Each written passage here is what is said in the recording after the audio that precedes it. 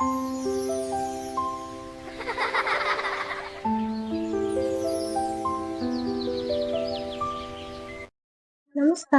I'm Shruti Kumari Yadav, and in this channel I have talked about various topics that included awareness about health and nutrition. I have tried to share the tools and theories that have really helped me become a healthier and happier version of myself. So after 5 years of creating videos on this channel, this might be the first time where I'm trying to be vulnerable or trying to be just honest and just sit and talk about my spiritual journey, or in simple words about my self-awareness journey. And self-awareness, health and bliss is all that this channel stands for. So whenever I sit down and really think about how this whole self-awareness journey began for me, the only initial thing that I remember is the question, what is the aim of your life? Or in simple words, what is the purpose of your life? So this was a question that my cousin asked me when I was around 10 years old. And at that point in time, I had no idea what the word aim or purpose even meant. So he further explained me of like what purpose actually means, and it is more like about what is it that we want out of our life, and what is the type of a person we would like to be, or in simple words, he was more focusing on the career aspect of like the purpose. But my 10-year brain just thought about life in general, and then my answer at that time was I would love to be a good daughter. And it has been like one of the major points in my life, the major purposes in my life. So I still is true for me. So actually, whenever I think about why I even chose that this purpose, why even I chose this term of being a good daughter, it actually came from my background that my dad was the director or head of this particular school, so he has some reputation. And then all the teachers or relatives or people around me had certain expectation out of me also of how a director head daughter should behave or what qualities the child should have. But I was not at all the one who was like fitting into their idea of perfect child or idea of good daughter. I was just happy in my own role, being myself, but they wanted or they expected to have like certain qualities that every child should have in general, but then they expected more that from me because I represented my father. Simple was I was neither really interested in studies nor extracurricular activities. The only thing that I remember that I was actually interested in, or the thing that actually made me happy was doing arts. So from all of those past experiences of childhood, I came up with this idea of like, okay, currently I'm not a good daughter based on their terms. So right now, the only thing that I could think of as a purpose was being a good daughter or being somewhat capable enough to be proud of being my parents' daughter. So after my cousin brother asked me about my aim, and then I came up with this idea, and then he actually motivated me towards like choosing a career that would help me, and then motivate me to study more. So after that, many other incidents also happened, which actually motivated me to follow my dream and then actually follow the purpose that I came up with. So for next 3 or 4 years, I completely got involved into studies like nothing. I was like super focused. I used to study for like 8 hours straight. For a person who didn't used to study for 1 hour, I suddenly started doing everything. I started studying constantly and then learning about new things. And the transformation was so huge that the teachers who knew me before class 7th versus the teacher who knew me after that, they had like completely different opinions about who I was, and that was like my first experience of realizing how easy it was for me to mold my identity from being a normal child to being a child who's like very studious, from a child who's like stubborn about her activities and her homeworks and assignments to being a girl who's like determined to complete everything and do her best in her work. So whenever I look back at those times, I can clearly see how I was capable of creating these two completely different personalities out of the same human being that I was, because the values that I had, like the love that I had for family or the desire I had for knowledge, was the same throughout. But in certain time, I didn't have the desire to show it off to other people, and other time I consciously wanted other people to see it and appreciate it, because that is what the success was shown to me.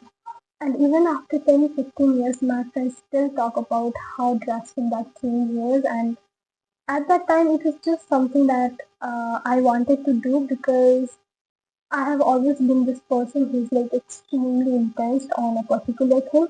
I cannot be intense about everything all the time, but if I choose to do something, I make sure I'm really intense and really focused on that particular thing for that particular period of time. So that was also one skill that I was able to learn, and this whole experience made me realize how people perceive us is completely dependent on myself. Like, because whatever I was from within, I was saying before seventh and after seventh, all of that experience was same for me from within. But for how people saw it from outside, it was completely different for them. But for me, I was I was just doing what I felt like doing in both of those cases. So whenever I come across the quotes like how a person is capable of changing their personality just like changing their clothes, I can physically like experience that and then practically imply that within my body by my experience. And even now, I'm like really glad that I chose to be that strict. I chose to be extremely hardworking during those years, and I chose to choose intellectual health more than other aspects of health, because it is only after that I realized the importance of holistic health. If you are from Nepal, you'd know how huge it is to have the board exams, how huge it is to get good grades during SLC or SEE. So once my 10th came, I was like completely into studying to the point where my brother still complains about like how strict I was during those years, how I didn't used to even talk to him for many days only because I was so into studying. And I clearly remember how the whole day and night, the only thing that I used to do is like wake up, eat, get fresh up, and then study, and do the homework when I came back, and again sleep. But my mind was constantly working towards the goal. I was like that motivated, and it came to a point where my parents were very conscious of that, and they used to constantly remind me that how I should not be taking things very seriously, that into stuff and actually take rest. I clearly remember of them telling me not to take stress about exams and just focus on studying and taking rest, just being happy and healthy. But during that time, I was like extremely focused, so I just did whatever I had to do to get good marks. And in my goal, I wanted to get more than 80%, which was considered very good at that time. So on my 16th birthday, we had this small function for my birthday party. And on that same evening, before cutting the cake, the results came out. And that was a huge turning point in my life.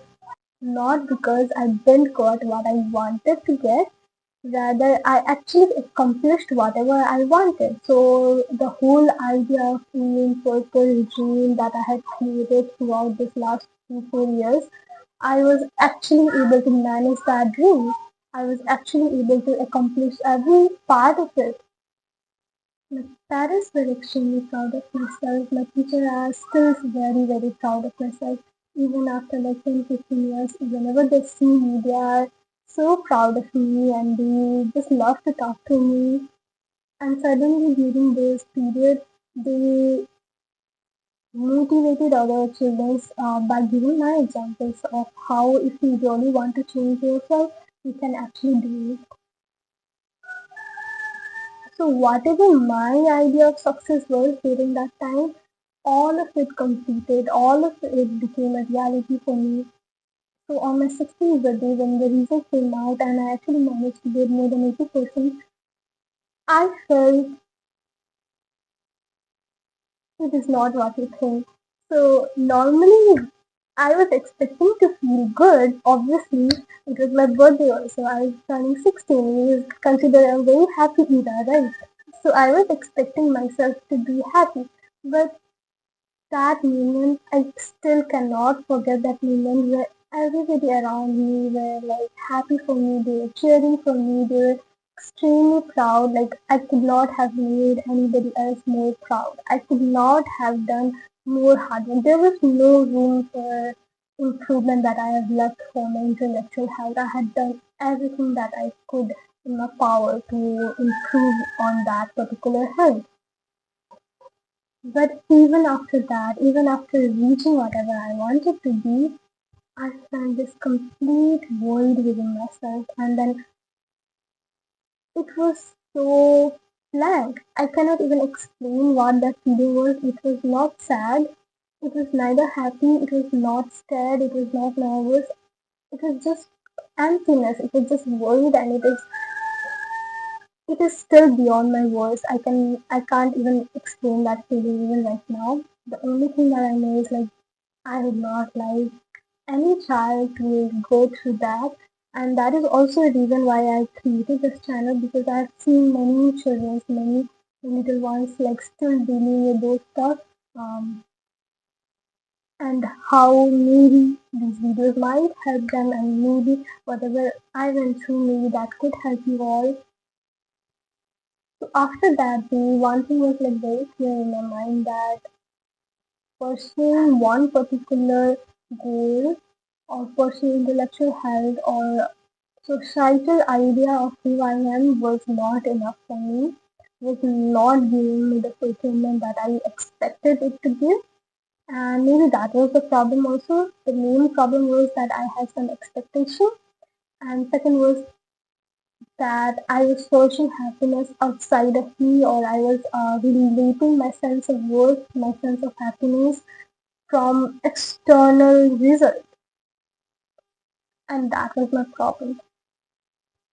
And I could not understand all of it at that period of time. So that period was extremely sad for me because I could not understand what is happening. I just did everything that people around me told to do. I followed everything, and I even managed to achieve whatever they said that would make me a successful person or a happy person. But still, I was not. I might have been represented as a successful person for other people, just for for them to see, but then I was not feeling that within. So that was the time when the actual self-awareness journey started. My journey of searching for myself actually started. That is when I started to actually ask myself, what is it that I really want? What is it that I am? Like, who am I? And what is it that I need? Or what will make me fulfilled and happy? And during that period, maybe my whole personality and everything became so like sad and dull. I clearly remember my parents came up to me and they were like, I had already chosen science as a stream.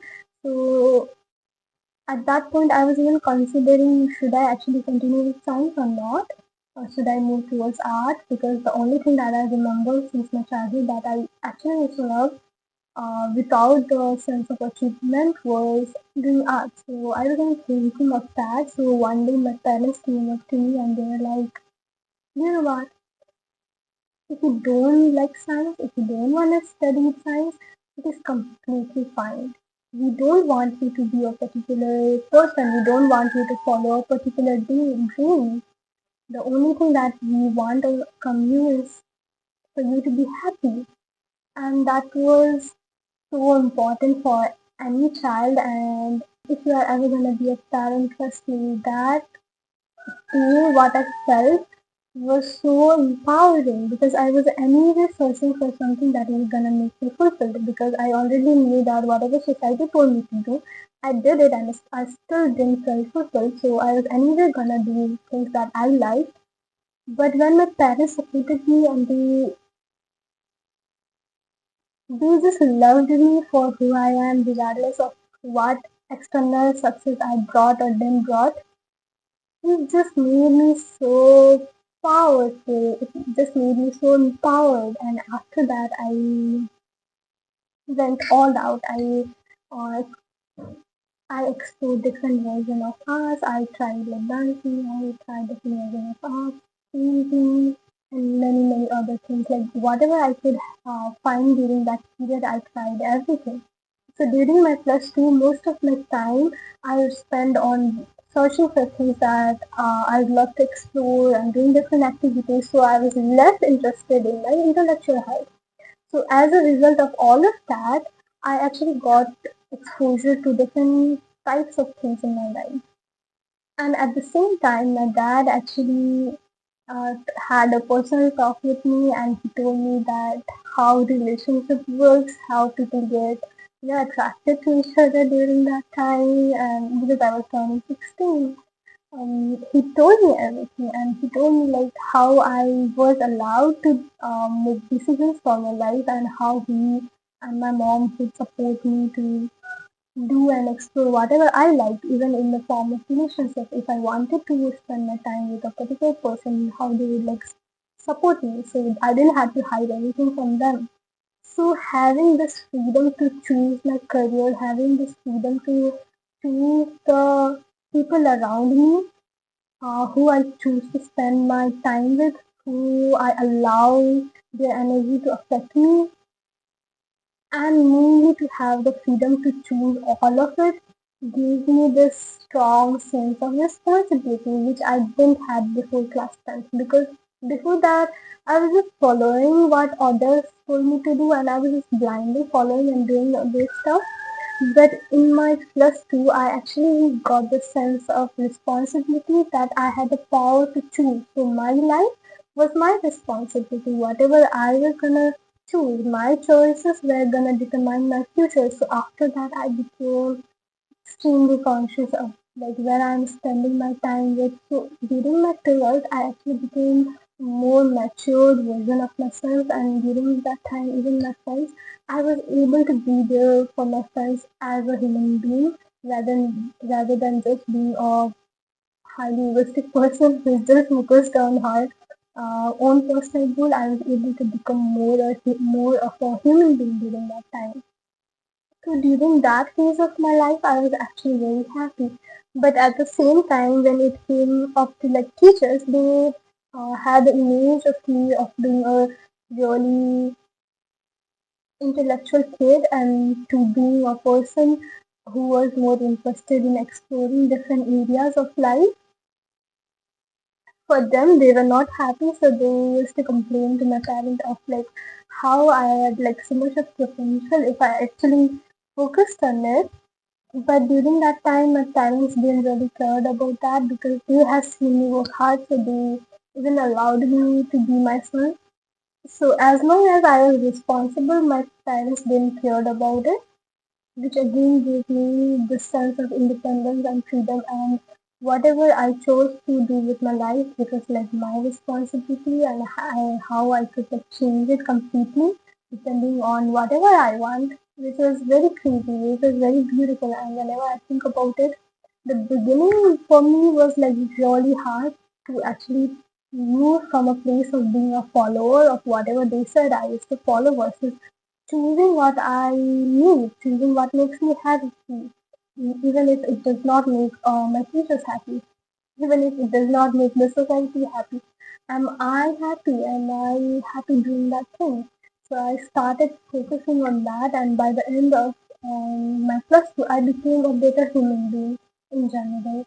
I was able to choose my friends very consciously. I was able to maintain this bubble around me. I knew who I was, what I liked. So how society saw me, maybe I was more of a responsible child during my 10th. But what I felt from within, I was completely a very stronger person during my 12th. And during the 12th boards, because of all those exposures, I obviously did not got good marks. So I got around 60 percentage, which is obviously very low, drastically low as compared to the 80%, right? But even during that time, my parents didn't really had any issue with that. They loved me regardless of whatever I got or I didn't got. They loved me. They supported me. They supported my dreams. Um, they encouraged me to do explore more. And that was the time I realized whatever path that I was taking was so much more fulfilling and happy for me rather than blindly choosing what the society expects of you. The whole confusion of my 2 years of exposure and exploration came out to be that I loved science and I didn't wanted to change my career into other topics. Even though I liked dancing, I liked arts, I didn't want it to be it a form of earning money, a form of my financial health. I just wanted it to do or wanted it to be something that is for me and not for the society. But when it came to science, and especially the topic of human health, how the human body works, how the cell works, how whole ATP is synthesized, how everything happens within our body, how hormones are released, how atom works, everything. I have always been excited about those topics, and after having the exposure or the choice of choosing something else, I realized how badly I loved human body science, biology, and then how human brain works, the whole concept of psychology, everything. I loved everything, and I knew for sure how deeply I loved those topics. And even by just by looking at me right now, you would be able to see how crazy I am about those topics. It is not like I don't have very good memory power or I don't have very strong intellect, so I might not actually remember so many different data that we have in our science, but the way I love to understand how all of this mechanism works and how they are interrelated to each other, it just makes my mind blown. Like till now, I'm a mentor now, so I guide people towards a healthy lifestyle, and at the same time, I'm also a mentor to little children where I help them to see science in the form of life, to see science with the lens of curiosity and creativity. And it just makes me so happy that I chose science. It is just a beautiful subject. So second part of my self-awareness journey, I realized what were the things that make me happy, what were the topics that I wanted to explore. And during that time, I didn't have much exposure, so I had to choose a career. But during that period, after 12th, I did wanted to take a break, but I could not for some reason, and then I had to choose a topic. So that is when I chose my bachelor's degree, which is like bachelor's in nutrition and dietetics, which deals with the whole human body mechanism, the physiology, the anatomy, how everything works together, how food is being absorbed into your body, and it is making a little baby who is like around 3 to 4 kg into this huge human being which is like 40 kg after many years and maybe 70 kg after many other years. So all of that is nothing but this human body able to convert a non-living particle into a living organism. Isn't that crazy? So I was highly privileged to be able to choose this course, be able to explore all of these topics, even to explore the topics of behavior change, communication, how psychology works, how free contemplation works, and how I'm now able to stimulate people towards contemplation of how they wanna change their life and improve for the betterment, how I'm able to do this. So all of that would not have been possible if I had been explored those 2 years of my life of every other possible option. If I didn't have those options, I might have ended up doing the same topic, but then the enthusiasm would not have been the same. That was for sure, because after that, it would not be a choice, it would be a compulsion. And whenever something is a compulsion, it does not become exciting. I don't know for anybody else, but for me, it would not be as exciting if it was not for my choice. So that era of me being responsible, me having the freedom to explore topic was extremely beneficial for me, and that is what I would like to encourage all the parents and even the children to explore. You have to explore different options. You have to continue making your intellectual health strong, but at the same time be so open towards what life has to offer you, because our life with the age of AI, it is not the same anymore. We have like such great options nowadays. So instead of keeping ourselves in a box of a 40-year-old person or like 30-year-old person, they have a different mindset, and you guys have a growth mindset. You guys can learn so many things in this age that you have never even imagined of, right? So please make sure you're just all in with whatever you want to explore, and then just learn as much as information and exposure that you have, so that whatever you choose is out of your choice, not a compulsion. So in 2018-19, I continued exploring human body, anatomy, and all those different aspects of life. And after that, quarantine happened in 2020. It is like the turning point of my life. So before that, whatever I used to do included lot of external work, lot of like exploration, but till 2020, I knew what are the things that I wanted and what are the topics that were making me involved and making me happy.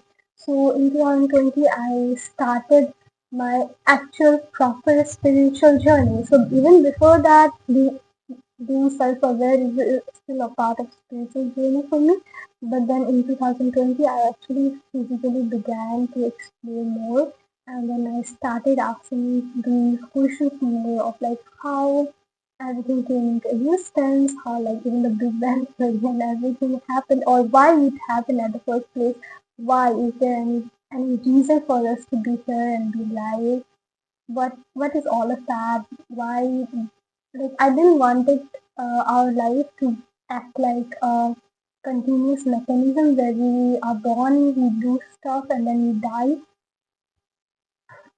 Just that, it just didn't make sense to me. And in 2020, I began to explore all of these topics in such depth. I used to ask my friend who used to study physics and related stuff, related topics, and even they used to go crazy about my questions, and they used to be like, just stop. But those questions in my head would not stop. They were like so exciting. I could not stop. And at that time, we might have had Google, but then we didn't have the AI. We didn't have ChatGPT and all that stuff. So I had no idea, and Google didn't have that depth of an answer. So I had to ask my friends. So I started searching for my answer through videos online. Obviously, that is what we do, right? YouTube, our teacher. So I started doing that, and that is when I came across a lot of books. And in 2020, because I didn't have to go to college, I was able to manage to save like 3 to 4 hours every single day. That was spent in social interaction or traveling, all of that stuff, into my self care or mindfulness practices. And that is when the first series that I saw was on mindfulness. It is a great series. I recommend it to you. It was created by Study the Just channel. It is still one of my favorites. It is so useful and it's so informational. So they talk about how human brain is capable of doing so much more whenever it is mindful. So that is when I started understanding the importance of mindfulness, and that is when I started reading other self-help books. So the first audiobook that I ever learned was Ikigai, and it is still one of my favorite books. And after Ikigai, obviously, the theories that it gave me, it really made me more empowered with who I wanted with my life, what I wanted to do with my life, what are the aspects of life that I wanted to follow. All of that would not have been possible without all of this journey. So after that, the main book that I came across with as a female was In the Flow, and if you are a female, trust me, this book is like the go-to. You have to understand how your body works. We are not just our circadian rhythm. We have our circadian rhythm. The males have circadian rhythm, but we have our infradian rhythm also. We have a different cycle. Our hormones are completely different. The levels of our FSH, estrogen, progesterone, LH, everything will change our capacity to do work, our areas of the body that is functioning more. In certain days, our brain is more active. In certain days, our body needs the rest.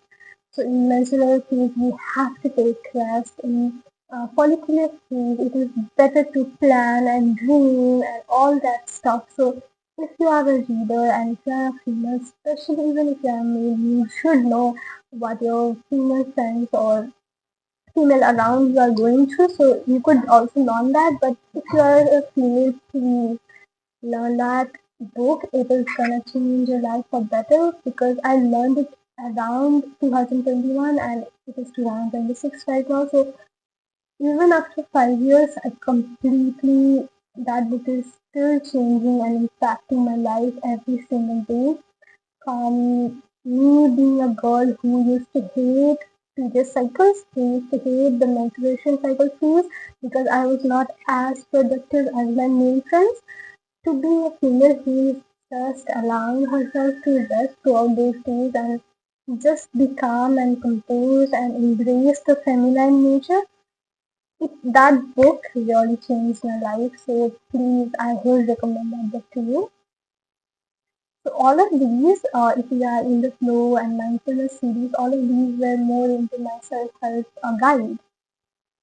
But at the same time, I came across spiritual books like Think Like a Monk, and I came across the book called Inner Engineering, which is the Yogi's Guide to Joy, and it is by Sadhguru. And that book, so before that book, everything that I learned made me go like, oh wow, that's so crazy. Okay, this information is gonna be really useful. Wow, this aspect of body, this aspect of physiology, this aspect of mind is so crazy.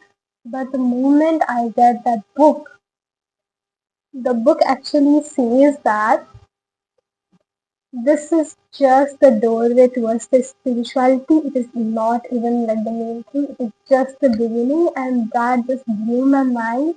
And now, after 5 years, I understand what he meant through that book. What he meant when he said that was just the beginning. Reading a book and understanding something theoretically versus actually entering into spirituality, actually understanding your body, by self, not just theoretically, not just logically, but more experientially is so different. And that book actually became the most motivating factor for my spiritual journey. And that is only after that book that I became completely obsessed with Sadhguru. From 2021, I became completely obsessed with Sadhguru and I was searching for all these different videos. I was exploring everything that I come across with that was related to spirituality or self-awareness about how different body works, how there are different layers of like physical body, mental body, energy body, and then there's a thing called bliss body, which I wanted to explore so badly. and I used to watch all these crazy videos of Sadhgurus, and that is when I realized that it was beyond my mind, like beyond my intellectual capacity. Because some videos where he was just talking to adults and youths, I could understand whatever he was saying. I could understand each of part of it. I could learn more through his videos. But again, whenever I found some in-depth videos where he's giving satsangs, and he's really deep into the mechanics. I could not understand what he was saying. So for some videos I could understand and I could um, follow him, but then in some ways he completely used to say things that I could not understand. And that is when I realized I needed somebody who could take me from 0 to 10 step by step. Because if someday I was learning from online from step 1 and suddenly if I went to step 8, obviously I would not understand whatever happened in between, right? I would not understand the terminology, I would not understand the mechanics, and that is when I started to search for somebody who could guide me, and if not guide me, at least have similar interest as me so that we could explore it together. And during that time of me exploring and trying to find somebody who understood what I was going through, who understood the longing that I had within, the curiosity I had towards spiritual life or everything. Basically, it was always about who I am. How can I be a better person? It was always that. The basic, if you ask me, for me, spirituality was always about me knowing who I am, or more simpler words, me understanding my values and me being able to grow constantly. The moment I was able to grow constantly, I think sooner or later I would anyway reach towards whatever the spirituality is.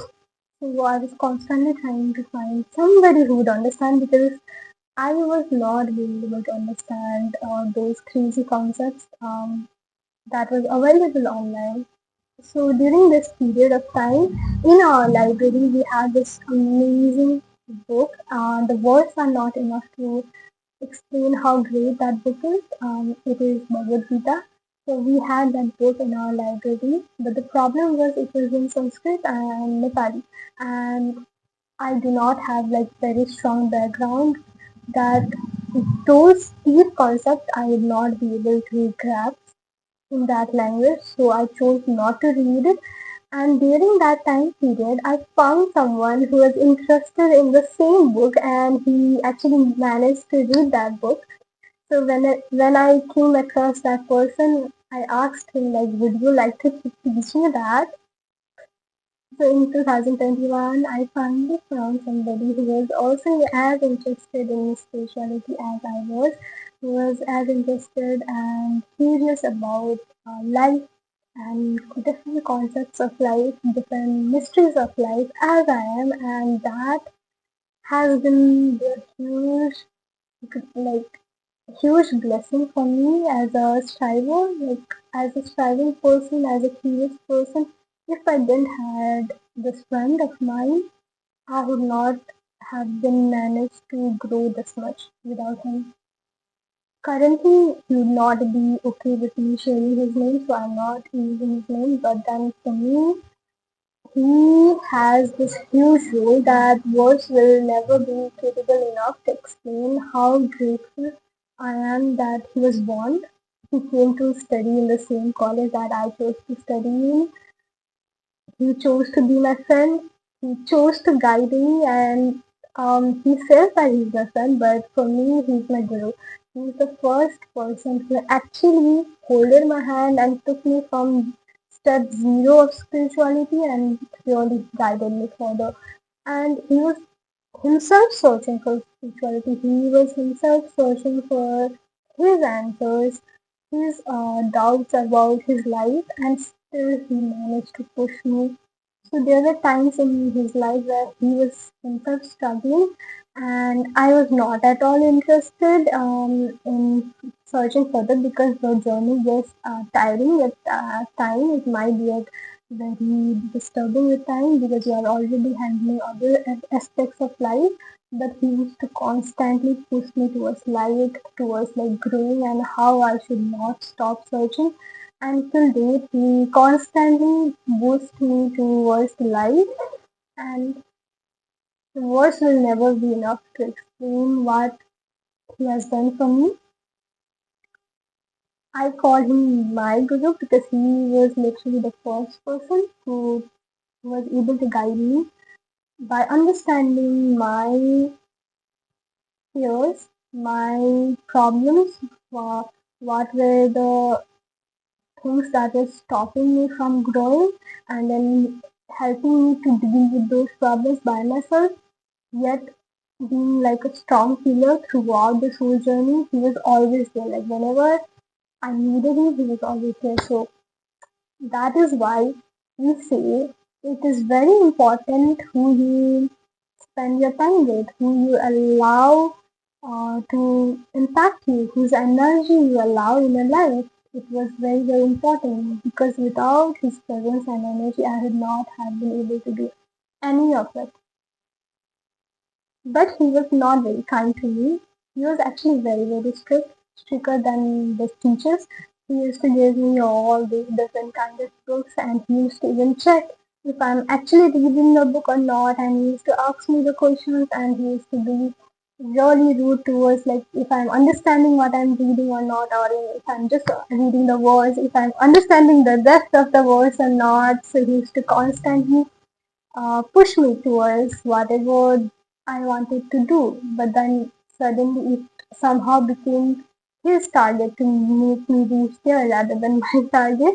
So I'm like really blessed, and this is the reason why I'm like big believer of like you allowing the people to consume you, allowing the people to impact you only for those people who actually make you a better person and does not piggyback. I feel like he has no idea of like what he has done for me. How can he ever know what he has done for me? Because whatever he did it out of his own nature. He didn't did it out of effort. He did it simply because he was a genuine person. He was a kind person. So whatever he did was just being true to his nature and being alive. And it was effortless for him. But for me, who was in darkness, just being able to have a light around and being able to guide me from literally zero level to actually way up is is something that words will never be enough for me to express.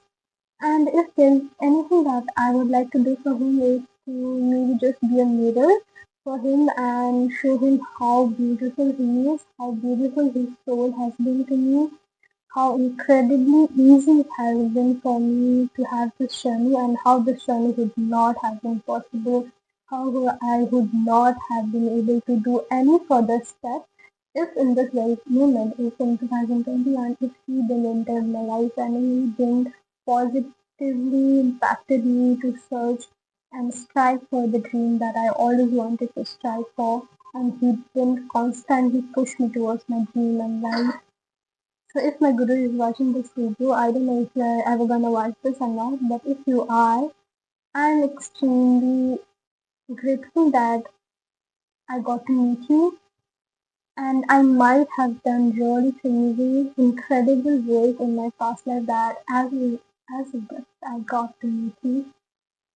So thank you for being alive. Thank you for being able to guide me. Even when you were yourself struggling with your life and you were yourself struggling with your own questions about existence, thank you for showing up for me. And after that, my whole journey of actually understanding yoga began. So before all of these, I understood yoga as a form of union of our body, mind, and soul, right? But this is the technical definition that we learned in our high school. I then understood, okay, the union of body, mind, and soul, but I had no idea. Like, we don't have any idea of what our body is only, to be very honest. So, think about the mind and soul. we had no idea about that, and that is when I came across this whole division that Sadhguru like generally says, which is Karma Yoga, which is the yoga that leads to the union of body, mind, and soul through the practice of body, through the practice of niskam, through the practice of selfless service, right? Which is also the essence of Bhagavad Gita, which my guru taught me, and like he said that if there was anything that I had to remember throughout our conversation was this word, Muslim karma, and now I'm able to understand. But when he actually explained me that, I had no idea what that is, and we'll talk about it in a bit. So the word karma only means the doing or the deeds, right? But when you do out of good intention, not for the search of result, not for the sake of the result. That is only the right form of doing any kind of action. And that is what was the main problem during my 10th grades, because I was working with the goal of getting the marks and getting the external approval. So that is when even the dream became real. I was still not fulfilled because my whole energy was focused outward. And in 12th, when all that energy came back within, I was still able to be fulfilled. I was still able to enjoy the whole journey, even if the result and output was not as good as how people around me expected. At that time, I didn't had any expectation, only that. That is why I was able to enjoy the whole process, even like properly. So in this first part of yoga called Karma Yoga, when he said that it is all about selfless service or detaching your expectation from the result and just focusing on the process, at that time I could not understand what that experientially meant, because our whole education system or societal system is based on the fact that we are supposed to be doing certain work for the outcome, right? Even right now when I talk to my little ones, and when I ask them like, why are you going to the school every day? Do you have any idea? They say that we are going to the school so that we could get the degree, and so that in the future we could get the job. This is the mindset that we are feeding the little children, right? That you are supposed to study for the sake of the degree, so that using that degree you could get the job. But that is not how it is supposed to be. So from my level, I try to impart that wisdom onto those little children, that you are studying for the sake of studying, because studying itself is an interesting, incredible, amazing process, and they do get like amazed, to be very honest. I've come across more than 200 children till date throughout my teaching journey since 2022 and 23. I came across a lot of children, but every time when I try to teach them this section of like how working for the sake of being happy is more important than working for the sake of salary, they are just amazed, or more like confused. They are more confused, and they are like, why? How does that happen? Because what they have seen in the society generally is that they say that um, people just do their work. They are like very grumpy, and then they are very serious. They just do the work for the sake of the end of the result that comes as a form of money and salary. And how rarely it is for them to see someone enjoying their work. And I can understand that. We can completely understand that. And I feel that is the essence of peace karma. That is the essence of karma yoga, to be able to enjoy your work for the sake of the process. And that is we have also learned during our process outcome versus the result outcome. How whenever we are process oriented, how efficient the work becomes versus when we are result oriented, and the whole process might be not as efficient and must be very like resistant. So that is the whole essence of karma yoga for me. I don't know if I'm properly able to explain that, because I'm not a guru, I'm not somebody who's capable enough to teach all of that, but I'm just a human being just like you who's trying to understand my own self, and I'm just trying to explain or share whatever my journey is. And the whole point of doing it is for you to at least be able to tell you that it is a beautiful space to focus in. It is a beautiful place to be in, and you should start knowing yourself, which is the whole point of this channel, to be able to know yourself and be able to grow yourself, be able to understand your body and mechanics and everything so that you can become a better human being and a happier human being, more importantly. So after Karma Yoga and Zen Living is again a beautiful concept. It is just about being the moment without thinking about anything. Like, why would you even think about the next moment? Just focus on this present moment because this is everything that we have in reality, nothing else.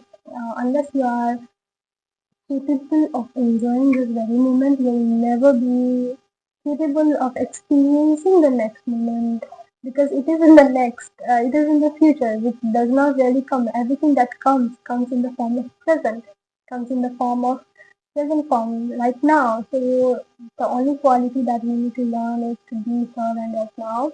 And if we are able to manage to do that, it does not matter in which location you are in, it does not matter in which life situation you are in, you will be able to flow through life very smoothly. That is the whole essence of Zen living, whole essence of yoga, whole essence of everything.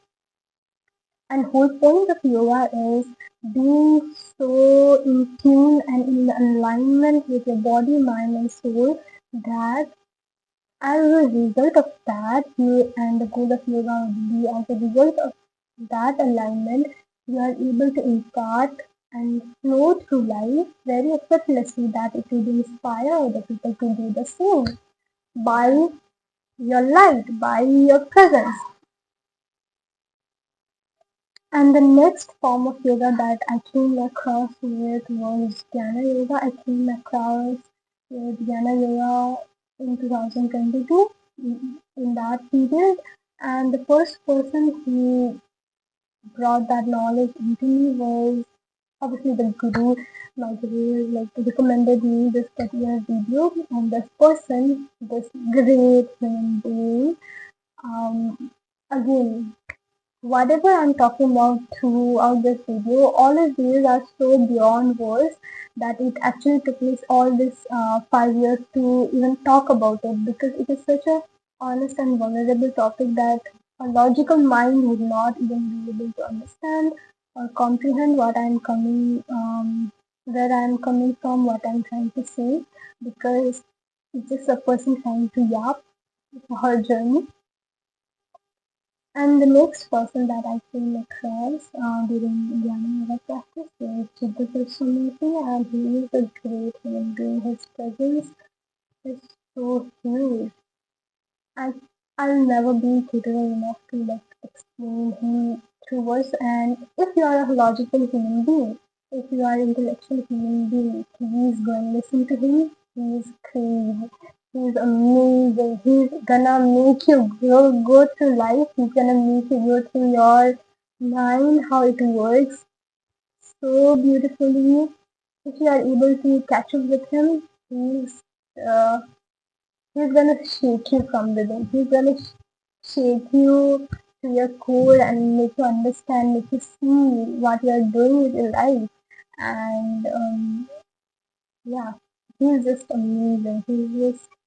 I love him always. He's an amazing human being. He's a good personality. Yeah. So during my Jnana Yoga phase, like why even the questions like why everything happened, all those questions either began, I either started getting the answer or either after that the questions itself began to dissolve, and that is when I came across Bhakti Yoga. It was only around 2023 and 24 that I actually got into Bhakti Yoga. And so when I said Karma Yoga and Jnana Yoga, all of that is something that came as a form of union only that came and provided me different experiences in life, and it made me a better human being. And then when I came across Bhakti Yoga, so one of few examples would be obviously Meera and Rumi, if you know him. Rumi is a great poet. His poetry will make you silent. It will. Um, and also, like, also is such a whole of everything. He just knows everything. He knows how to make people trigger, like how to trigger people, how to stimulate people, and how to make them aware. And no matter if you are logical person, if you are emotional person, he's able to touch you.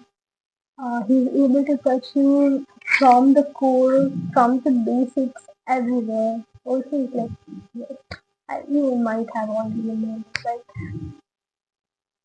So after Bhakti Yoga, life became, at first it became hard because the art of surrender is like extremely hard. You have to surrender the sense of empowerment, or the sense of I that we have, that is the basis of our whole existence. It is going to be extremely scary, and but there's no other option. You are bound to do it.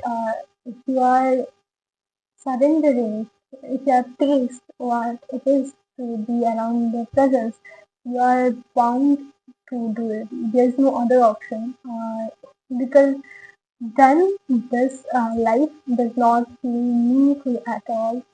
So that is when I had, like, I didn't want it to, but then I had no option, so I had to. I tried to run away from it, but I could not. And surrendering my ego was much easier than boosting my mortal ego after that. So that happened, and it was again an incredibly beautiful experience. And during that period, I was able to write poems. I don't even call them poems, I just call them writing. Um, so I have been writing since 2011. I have been constantly journaling, and suddenly one day Sadhguru said that if you are using X amount of words to explain a certain topic, you should be using X divided by 2 amount of words to explain the same topic. And whenever I started writing in the form of statements or quotes or poems, I was able to express the same concept with so much of depth as compared to when I was journaling and I was filling 5 pages, and all these few pages were able to combine or able to compress in few words, and that is when I realized the power it had. And I felt the same amount of relief, same amount of emotional intensity and everything through poems also, and that is what came to me during the emotional energy of spirituality. And in 2025, I actually managed to write over 600 poems, which is again very pleasing because normally I was not a writer, I would not write, but because I was in the flow, I could be able to do that very effortlessly. It was not even effort at all from my side. I was just explaining and writing whatever I felt during that period, and that is when I realized how easy life becomes if you are not attaching your identity towards the output. If you have certain distance between who you are and what your work is, because as a ambitious person, I always used to attach my sense of worth from my achievement, of how my other people are seeing my work, if they are happy with my work or not, versus just working and not really caring about if somebody appreciating that or not, as long as it is with a good intention and I did it with a good purpose, or good alignment, in alignment with who I am. I'd be happy with that. Yeah, that is what I learned in 2025, and in 2026.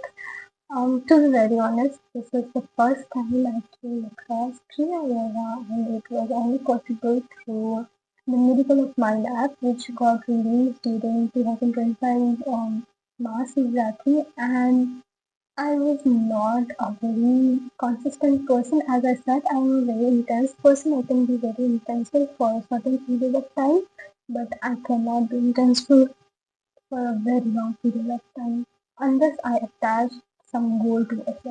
So, so when Miracle of Mind app came out, if you are a beginner at mindfulness practices, it is a great app. I would recommend that to you. Um, it only takes either 7 minutes for you to do a practice, or maximum you can take it towards like 21 minutes. So either you can practice meditating for 7 minutes or 21 minutes, and it also has various other features also like other funds and guidance. So it is a great beginner tool for meditation.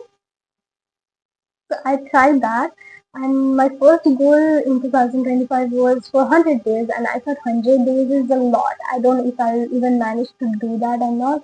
But then I ended up managing doing that, and I completed 100 days, and it was very smooth. It was not at all hard at all. And after that, I thought, okay, 100 was easy. So let's just add 10 more, and then just add 10x more. So right now, I'm trying to reach 1,000 day goal, which seems a lot.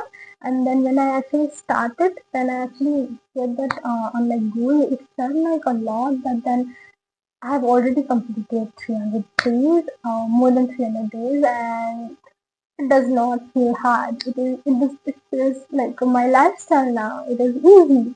Everything is easy, and because of that, I'm on the next Shivratri, which is in 2026 Shivratri. Sadhguru actually offered a free inner engineering course online. So the rule was that you had to complete the inner engineering whole course, which is like 7-step process within a certain period of time. And if you manage to do that, you would not have to save the money. And I was like mind blown. I was like, let's try that because I'm a this person. I would anyway completed. So why not? Let's give myself a treat. Yes. So I tried that, and I have been watching Sadhguru's videos since 2020 or maybe 19, right?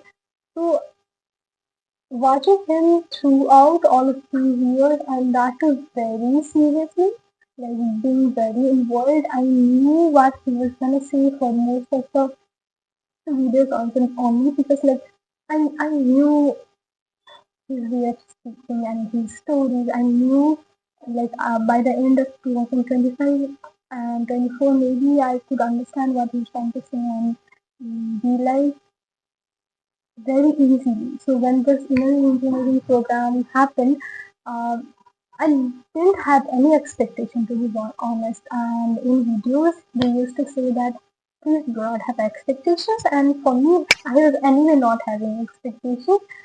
So when those 6 steps completed, so there's like 6 online steps that is self-paced, so you can watch it as per your desire whenever you are free.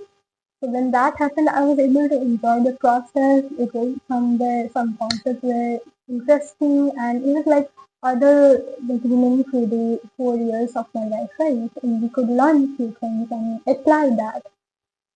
I was not expecting much from this course. I was just enjoying, and it was beautiful. Don't get me wrong; it was like beautiful, beautiful.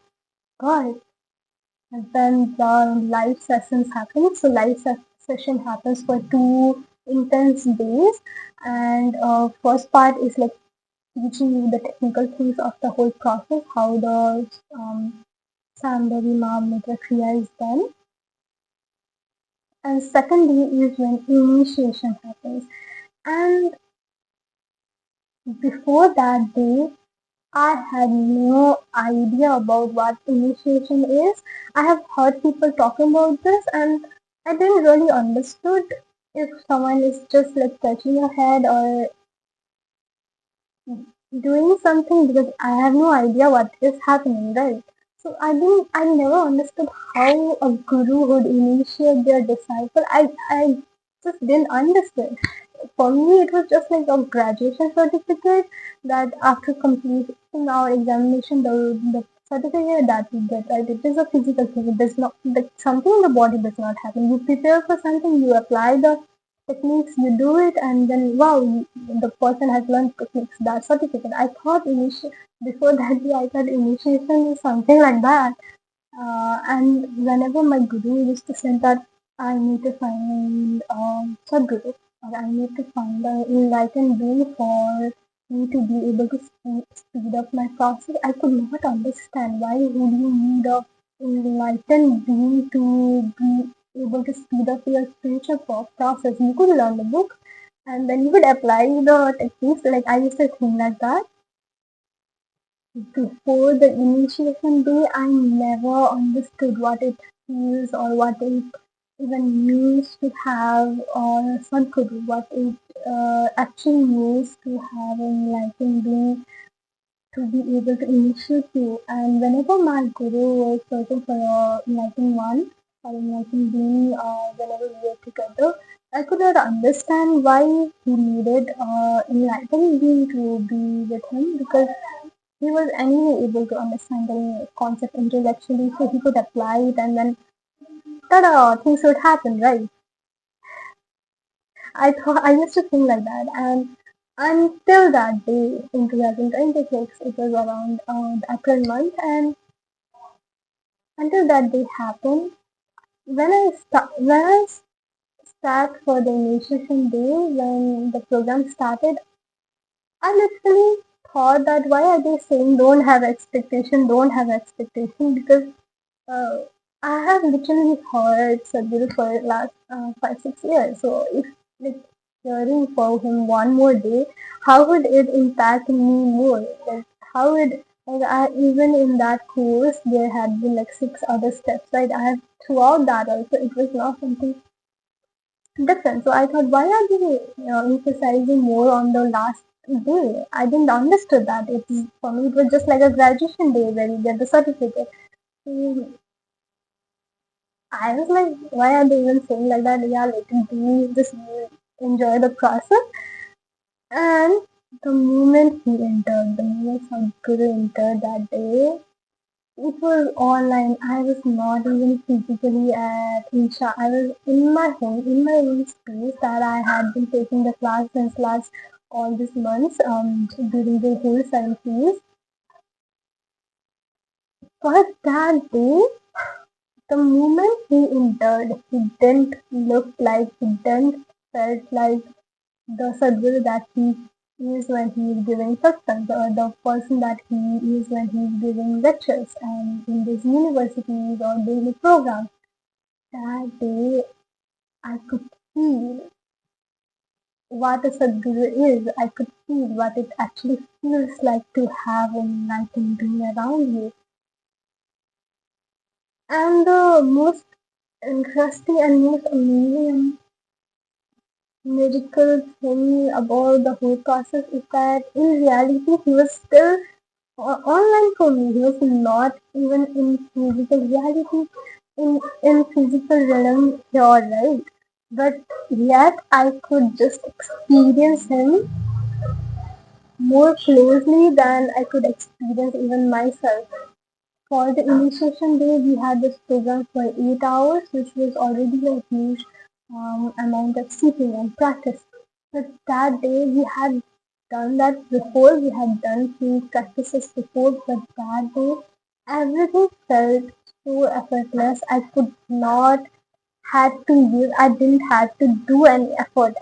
Everything felt like me just flowing into this moment only because he was there, and I still am not able to process the whole process. And that day, he basically taught us about Samabhimamitra Kriya, how it is done, what are the precautions, and how he's actually just giving us the seed, and the growth of the seed actually depends on our involvement. If we are actually involved doing the kriya, if we actually take care of it, and how it is like an instrument, and how we can use our body as an instrument to grow beyond and to be able to experience who you truly are without logical interpretation.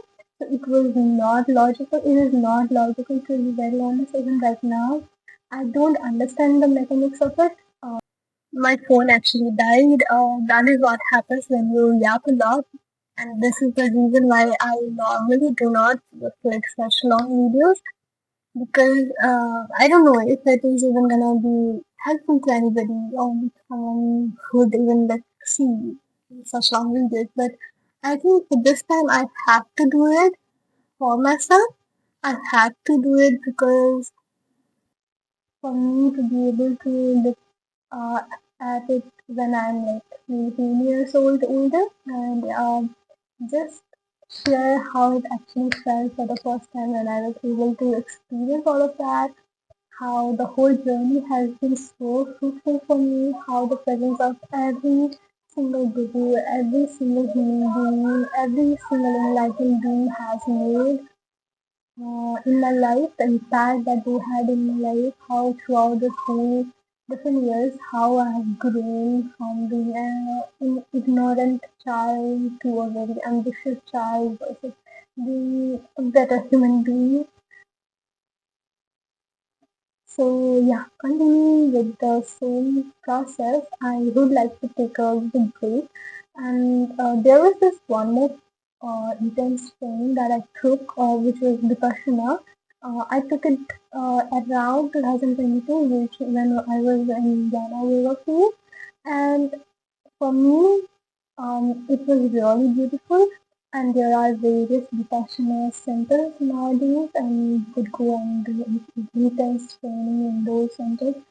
And the whole process that I felt during Vipassana is very intense. Like, you are not allowed to do even eye contact with other people around you for 2 whole days. You're not allowed to use your phone. You're not allowed to talk to your family member. Not at all. It is a complete silence, silence to the point that even having eye contact with your guru is not allowed. You are just supposed to be by yourself, just supposed to be with your thoughts and within your body. You are not even allowed to write down. Because I was always a journaling person, I used to always write down whatever I felt, but during that phase, I was not allowed to do that, and that is when I realized the silence, the power that the silence has is so huge. It is beyond what words could ever cover. And after that, I think I became more silent. Before that, I was more like creating videos. And even after Vipassana, I wanted to create this video, but then, even that video is like very long, and I just didn't uploaded it. I just felt like anybody is not gonna see the video, it's not gonna be helpful. Self-doubt. I don't know. I just didn't do it. I was not strong enough or capable enough to be vulnerable during that time, so I didn't do it. And now I don't know where that video is. I don't know uh, what I said for like all those minutes.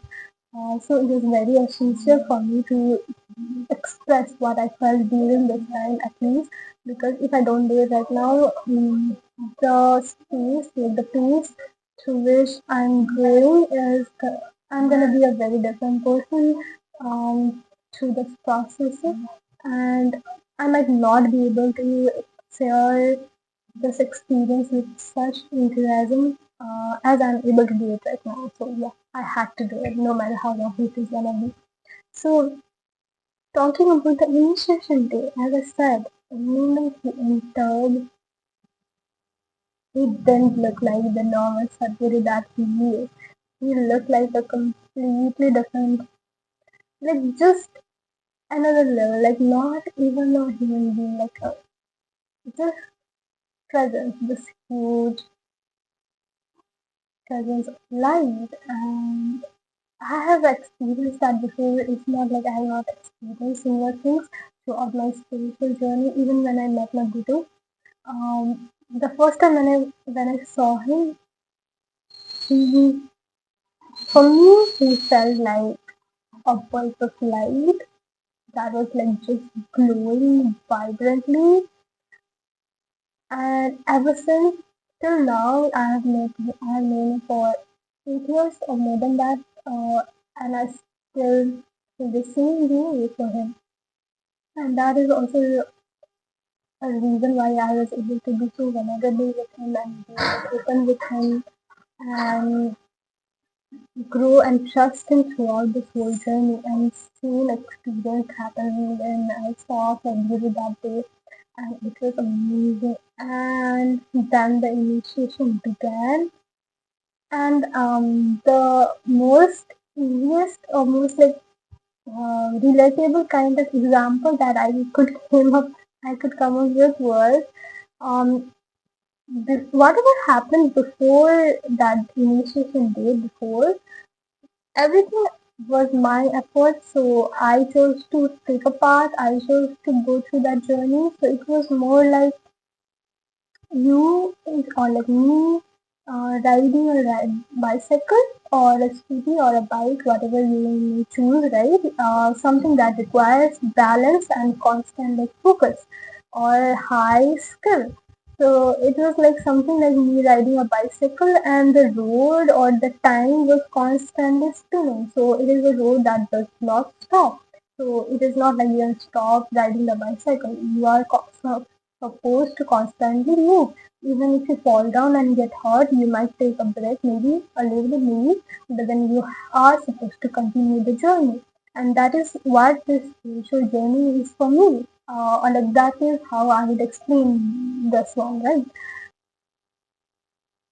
And whenever there are like some new information that your body reaches, like with the level of energy that your body reaches, you are able to see such beautiful sceneries around you as you are riding the bicycle because you are not allowed to stop it. So whenever you are doing that, you are supposed to make sure you are actually focused on riding the bicycle. You are actually maintaining the balance. You are actually looking at the road at the same time. If there is any disturbance or something that you should be saving yourself from.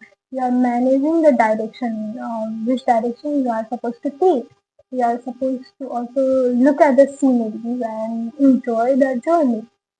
But on the initiation day when everything started, it felt like it was the Sadhguru who was doing that. It was Sadhguru who was riding the bike and I was the passenger princess. It legit felt like that, as if like I was a passenger princess, and I was like everything that I had to do was just enjoy the journey, just enjoy the process. I didn't have to think about the balance. I didn't have to care or be nervous about if I'm gonna fall down or not because he's the expert. Like he knows what he is doing. He knows where he is taking us right. And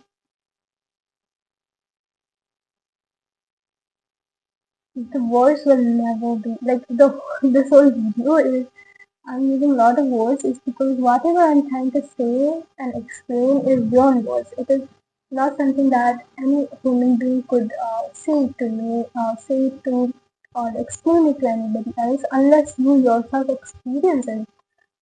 So after that, he taught us everything. He gave us the initiation, and then he gave us the seed basically in simple words.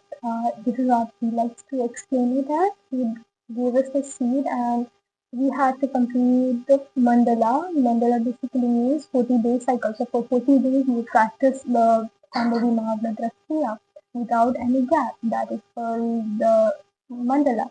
And I have only completed first mandala and there are like these huge advantages that I have been able to observe within my body. So finally moving towards or ending this whole long chat of this whole long section of yapping with bullet points finally of like what are the experiences or advantages that I have experienced. And when you actually go and search out, if you do search out for advantages of Sambati Mahamata Kriya, you would like find many from different people. So I have not tried to make it very logical. I have just tried to explain whatever shocked me the most. I'm just sharing whatever made me excited the most during this process.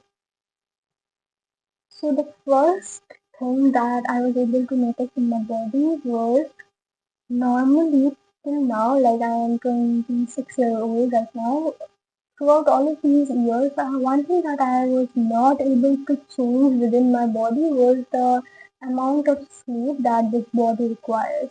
Because no matter how hard I studied, I had to make sure that I was naturally also like even if I tried hard to wake up early, I could not do that. I was anyway sleeping proper like 6, 7, 8 hours, and then if it is a holiday and then I could easily sleep for 12 hours. I'm like a sleep baby. Like I sleep. I'm like a potato who loves to sleep normally. But as I began to do the Sambhavi Mahamudra, I suddenly realized the requirement of my body for sleep has reduced a lot. And it is just the beginning of the Kriya, right? It is just the first mandala that I completed. It is just the beginning, and I am able to see huge changes within my body. I am able to see the amount of effortlessness that this body feels nowadays. The sometimes it just flows at there is this term called efficiency in science, right? We say that input is equal to output, and how in normal practical life that is not possible there because there is some loss through friction or through other energy. So input A cannot be equal to output. So maximum amount of output that we can generate, that is how efficient that machine is. And suddenly out of nowhere, because I'm not even doing anything properly, because I'm not doing any specific healing practices or something to make my body more smoother. I'm not doing any specific exercises other than Sambhavi Mahamudra Kriya, and yet the body feels completely light and it just flows smoothly. Like life flows through me very smoothly. So sleep, the quarter of sleep became like like only the essential part. So whenever I've seen like Isangas or Isa volunteers telling that they don't really need long hours of sleep and they be happy okay with sleeping for 4 to 5 hours. I could not understand them, like how are they able to do that, and I felt like that would require effort unless I did the Sambhavi Mahamudra Kriya and I was able to experience that effortlessness within me. I do not have to put effort to get up nowadays, which is very rare. Like as I said earlier, I could easily change my personality from being ignorant to hardworking, but the sleep thing I was not able to change throughout this 25 and 6 years. But now it is like very natural. I don't even think that I need to wake up in the morning, but then I naturally do, which is amazing, which was like the most mind blowing thing that I experienced because it was the most stubborn thing in my life.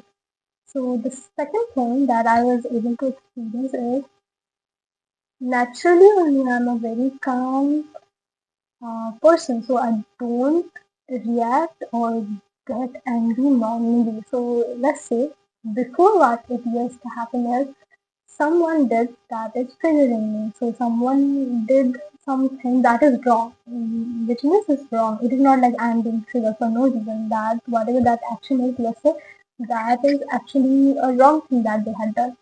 So in that situation, what used to happen is I used to get angry. So basically, I used to have this feeling of anger being raised within, but because I was already feeling and then I was like self-aware and I did all of that work within myself, I was able to absorb that raised anger and I was able to hold it back or basically witness it and then choose, do I want to react or do I want to respond to this situation or do I want to just ignore this situation because it does not bother me at all or it is not that important to me right now, or do I want to respond it in a way that it no longer bothers me, or do I want to create a healthy boundary, or do not want to do anything and I just want to react. So I was able to witness that before, and accordingly I used to choose the technique that I would want to do with my reaction, right? Or do I want to respond? But now what happened is, now whenever if someone is trying to irritate me, or if someone is trying to stimulate me, the very feeling of anger is not raised at the first place. And nowadays I'm like, oh, did that person actually try to rage bait me? And then I was not getting rage baited.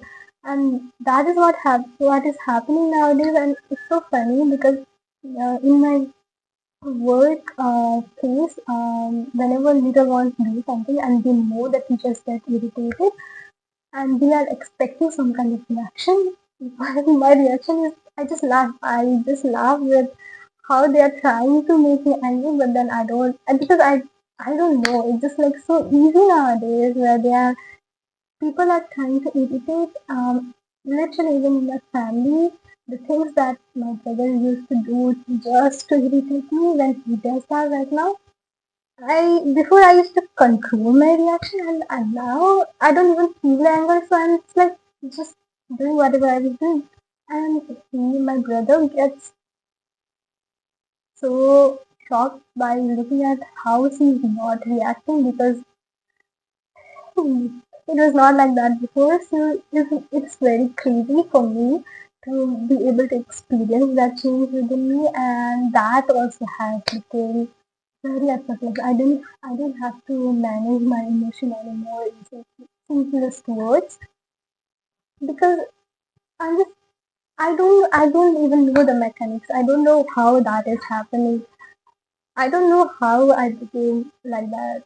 So only thing that I know is I do the practice as it is given to me without any interruption, with complete devotion, and everything is like the output of that. And it's just mind blowing how different range of things are happening within through this body so efficiently. Like I was not able to do all of that efficiently. As simple as being vulnerable, it used to be so hard for me to. It was easy to be vulnerable in front of my friends, and many years ago, like before 5 years, I was not even comfortable being vulnerable in front of my friends. So for the first time when I started being vulnerable in front of my friend, I it was shocking for me, and it was just like, what is happening? I was not able to accept that, but now everything just flows and everything is just easy. It I don't. It might get hard also. Maybe the situation are very easy for me. I don't know, but I clearly remember the same situation when it happened a few years ago. How hard it was for me to handle that situation. The same exact situation is so easy for me right now, and this would not have been possible without the yoga, without karma yoga, without jnana yoga, without bhakti yoga, and maybe I think kriya yoga basically summarized everything. It basically summed up everything into one container, and now everything just flows effortlessly throughout. Yeah, that is what happened.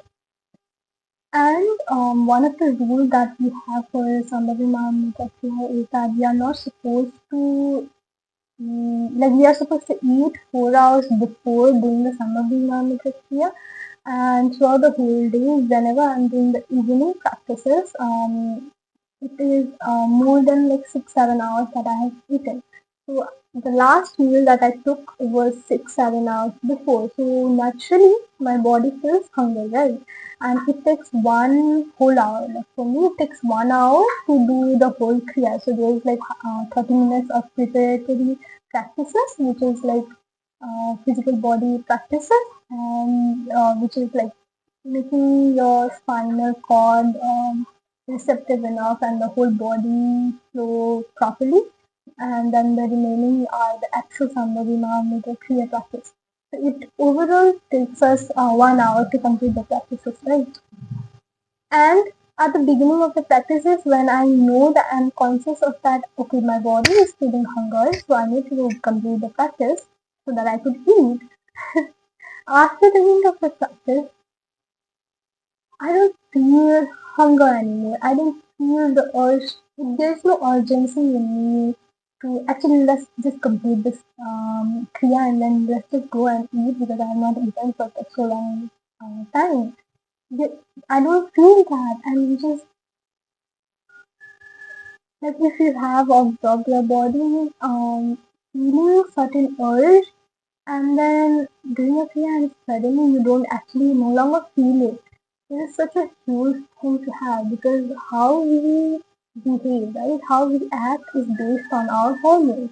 It is based on our stillness that is happening within us. Like if you are feeling hungry, if you are feeling like lonely, even like as simple as release of dopamine hormone, acetylcholine, everything is determined by our chemistry, our hormones, norepinephrine, sympathetic system or parasympathetic system. If you are calm throughout the day, if you are in a rested mode, if you are in a flight mode, if you are in a fight mode, everything is determined by hormones, right? The chemicals in our body. And suddenly being able to absorb that how those impact of those chemicals which actually used to run our life has minimum it is not like no but then it has suddenly have become minimum impact on your body. Imagine having hormones having minimum impact on your choices in your capacity to do work. Isn't that the most amazing state to be in? Isn't that beautiful? Yes, it is very beautiful and the whole point in making this video was obviously for myself for the first main part, but I also would recommend the human beings, like all the human beings.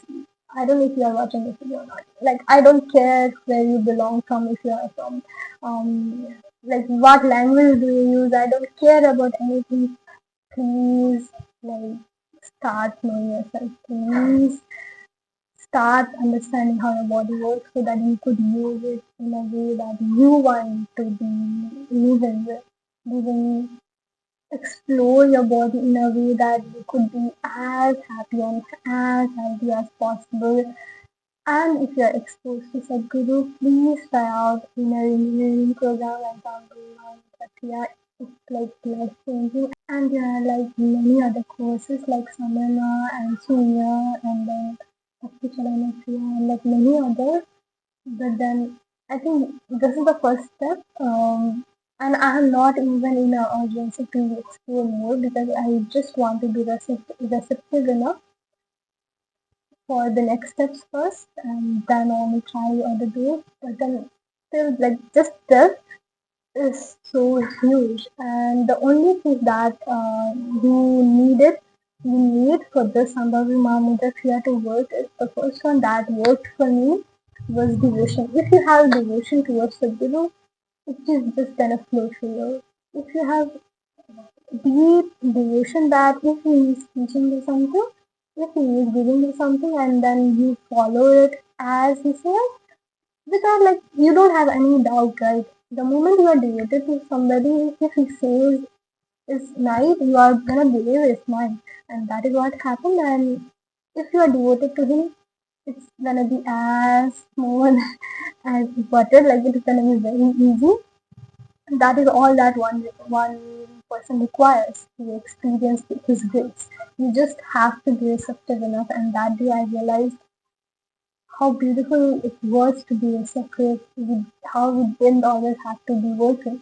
And the next one, even if you're a logical person, so you don't really care about the emotional aspect spirituality or life, if you're just logical and the practice is given to you and you just follow it because logically I don't understand what is happening within my body. Like logically, properly, I'm not able to understand how 1 hour is affecting my through like remaining 23 hours in such like huge impact, right?